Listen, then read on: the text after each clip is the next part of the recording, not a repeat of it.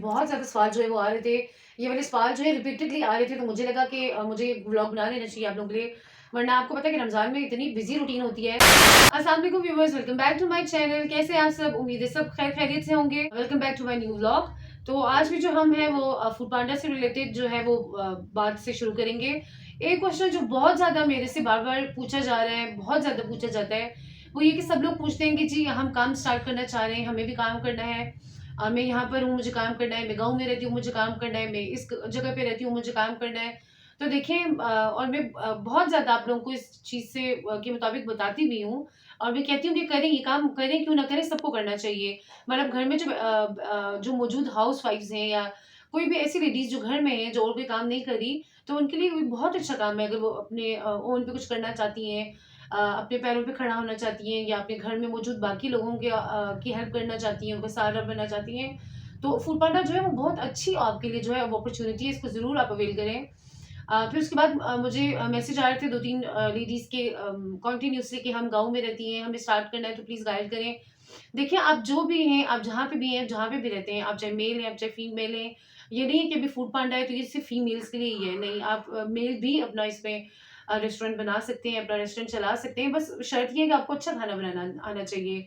वो चाहे कोई लेडीज़ बनाती हो या कोई जेंट्स, इसमें कोई जो है वो लाज़मी नहीं है कि औरतों ने ही करना है, जेंट्स भी कर सकते हैं।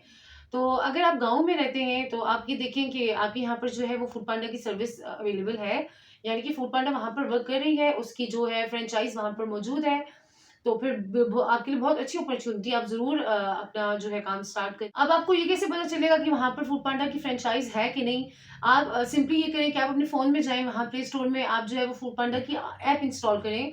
अगर ऐप इंस्टॉल हो जाती है और अगर ऐप इंस्टॉल हो जाने के बाद आपको अपने एरिया में जो है वो रेस्टोरेंट्स शो हो रहे हैं, तो इसका मतलब है कि फूड पांडा आपके एरिया में वर्क कर रहा है। या अगर आप अपने घर पे खुद फूड पांडा से खाना मंगवाते हैं, तो फिर ऑब्वियस है कि आपके वहाँ पर फूड पांडा है।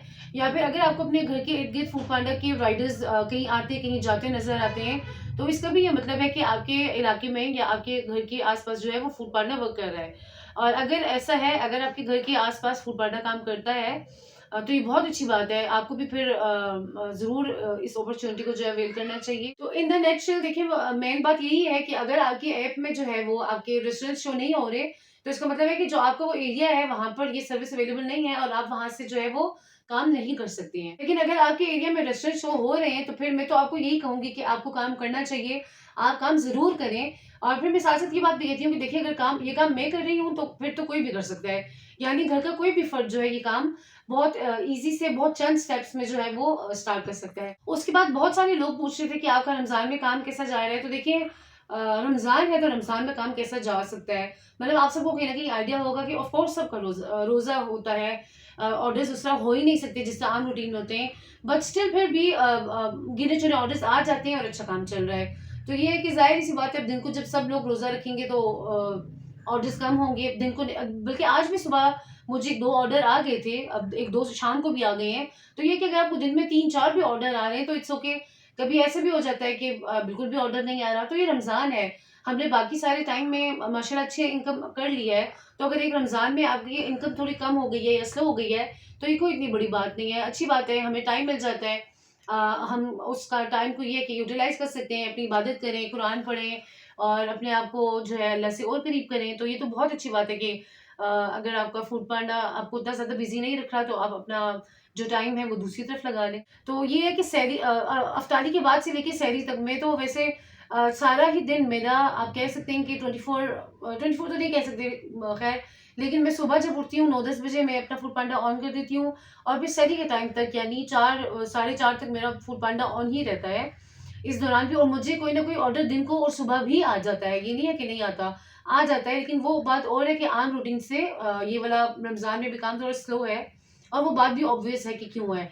लेकिन ये है कि इफ्तारी के बाद से सहरी के दौरान भी ऑर्डर आ जाते हैं, यानी ज़ाहिर-सी बात है, लोगों ने इफ्तारी करनी होती है तो या सहरी करनी होती है, तो ये है कि रात को फिर ऑर्डर्स आ जाते हैं, तो ये है कि फिर काम अच्छा हो जाता है। उसके बाद मेरे से पास एक और कुछ सवाल आया था, मेरे से लोग पूछ रहे थे कि आप जो है मतलब आपका जो तैयार एक कोई आइटम है, जैसे कि कोई भी एक चीज़, कोई भी एक सालन, तो मेरे से पूछ रहे थे कि हम कितने टाइम तक के लिए उसको जो है वो फ्रिज में स्टोर कर सकते हैं।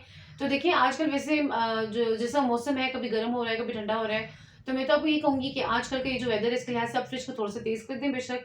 तो उसके बाद मैं जो आपको अब ज़ाहिर-सी बात है मैं जो करती हूँ मैं आपको उससे वो करके ही बता सकती हूँ कि मैं जो अपना सालन है वो 2 दिन तक तो फ्रिज में बहुत ईज़िली रख लेती हूँ, यानी बहुत अच्छा भी रहता है 2 दिन तक। 2 दिन तक उसके टेस्ट में बिल्कुल भी कोई फ़र्क नहीं पड़ता। ये है कि 2 दिन के बाद मुझे परेशानी होना स्टार्ट हो जाती है अगर कोई थोड़ा बहुत बच गया हो कि क्या होगा टेस्ट चेंज ना हो जाए। लेकिन ये है कि आपको पता है कि मैं थोड़ी चीज़ बनाती भी 2 चीज़ें ही हूँ, तो मेरी कोशिश यही होती है कि वो 2 दिन तक ही रहे और मेरी माशाल्लाह से 2 दिन तक ही रहती है, 2 दिन में वो सेल हो ही जाती है। या अगर उससे ज़्यादा चली जाए तो वो फिर हम ये प्रेफ़र करते हैं कि हम खुद खा लेते हैं। और फिर उसके बाद क्वांटिटी भी देखें मैटर करती है। अब माशाल्लाह मुझे बना-बना के इतना आइडिया हो गया कि मैं इतना ही खाना बनाती हूँ कि वो मेरा 2 दिन तक रहे। और फ्रिज में 2 दिन तक तो बिल्कुल भी आपके खाने का कोई टेस्ट में फ़र्क नहीं पड़ता।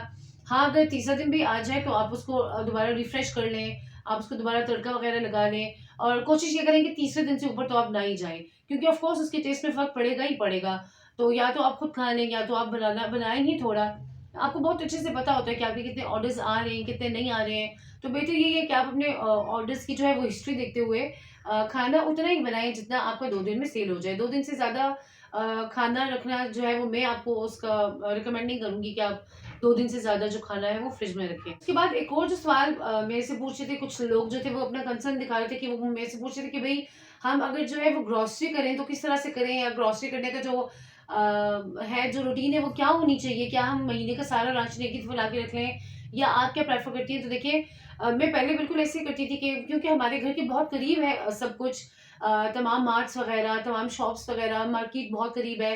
तो पहले यही होता था कि 1-2 दिन बाद जाके चीज़ ले आई, 1-2 दिन बाद जाके चीज़ ले आई। लेकिन अब क्योंकि ज़ाहिर-सी बात है मुझे खाना बनाते हुए अब साल से ज़्यादा टाइम हो गया तो अब मुझे मुश्किल लग रहा था। मुझे था और मुझे बहुत अच्छे से आइडिया भी था कि क्या चीज़ चाहिए, कितनी चाहिए। तो अब मैंने ये करना शुरू कर दिया कि अब मैं ज़्यादा खाना मतलब ज़्यादा जो चीज़ है वो लाके स्टोर कर देती हूँ। जैसे कि अब हम महीना पहले ही चावल मैंने मँगवाए थे जो थे 20 किलो, वो अभी भी माशाल्लाह से हैं। अब ये है कि अब मुझे हर दूसरे दिन जाके चावल नहीं लाने पड़ते।